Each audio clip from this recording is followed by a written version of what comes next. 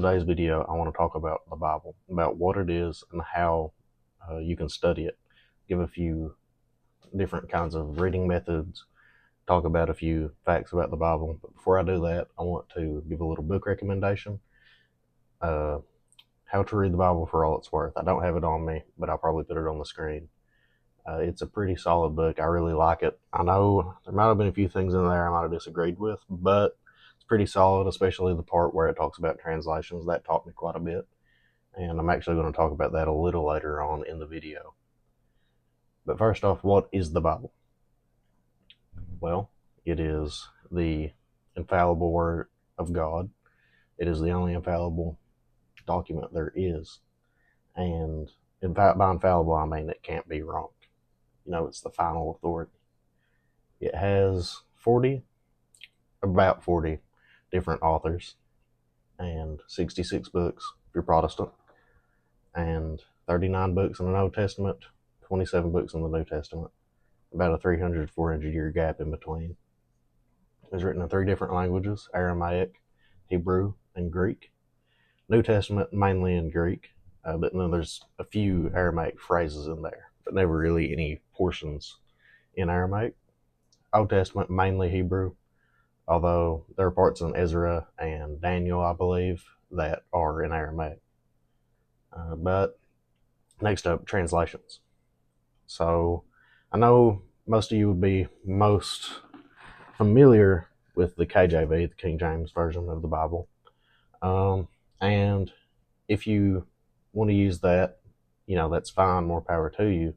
But I know a lot of people struggle reading it. That's probably why a lot of people struggle reading the Bible, is because they're reading the King James Version and they're reading 1611 English, which is, about 400 years from how we speak now.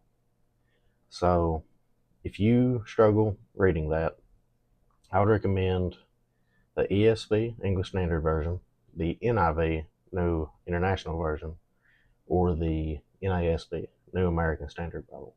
Those are pretty solid translations. I will do a video later on that's more about translations, just about, what they are and how they differ and just all that sort of things. Next up, I want to talk about some reading methods. The first reading method I want to talk about is the one that I use the most. It's called poly reading. I guess there's other ways. I've heard book stacking be a word to describe it, but basically you're reading multiple books at once. Not literally 3 books lined right beside each other, but it's like you're going to read maybe a chapter 2 of one, chapter 2 of another, chapter 2 of another. And I find this pretty good to keep engaged in the Bible. My favorite plans that I've done reading through the Bible, they'll start in Genesis, read a few chapters of Genesis, they'll be in Psalms, and then they'll be in Matthew. And then it'll keep on going forward. And I really love those. That's probably my favorite way to read through. I heavily recommend it. Next one, interval reading.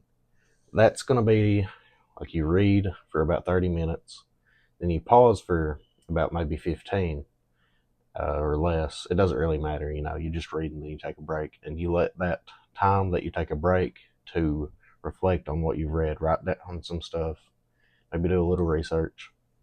Lastly, I would recommend a genre reading plan. I did this once and I did like it.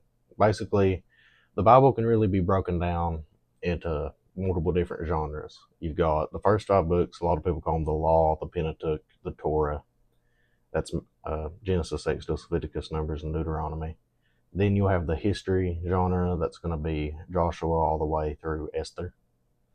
Then there's going to be the writings or the wisdom, the poetry. That's going to be Job through Song of Solomon. Then there's going to be the major prophets, which is Isaiah to Daniel. Then there's going to be the minor prophets. That's Hosea to Malachi. There's going to be the Gospels, which is going to be Matthew to John. There's Acts, which is kind of just, little history on its own. There's going to be the letters, which is obviously, that's like Romans all the way to Jude. That's the majority of the New Testament. And there's Revelation, which is its own thing. And I would recommend, what I'm saying here with the genre plan is that maybe each day you're reading in a different genre. Like you could do each a different day in the week. You could start out on Monday and do Genesis, and then Tuesday and do Joshua, and just so on and so forth. I think that's a pretty solid plan to read the Bible. I did it once. It took me probably 4 months. It was pretty good. I really learned a lot on that time. And yeah, that's about it for the methods. Of course, there's a lot more, but those are some that I recommend trying.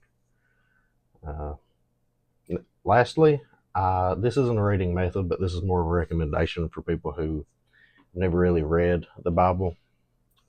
I would recommend starting in the book of John, because what I really like about it, in comparison to the other Gospels, is that John is a lot about who Jesus is.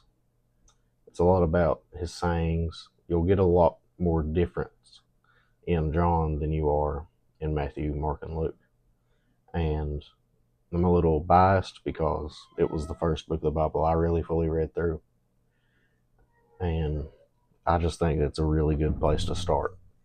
But that's pretty much all I got. I know it was a short video, but really a lot of the stuff I talked about in this video will be broadened in certain videos. For example, translations earlier on. I'm going to make a video that's really just about translations, and just about, like I said earlier, about how they differ and how they work.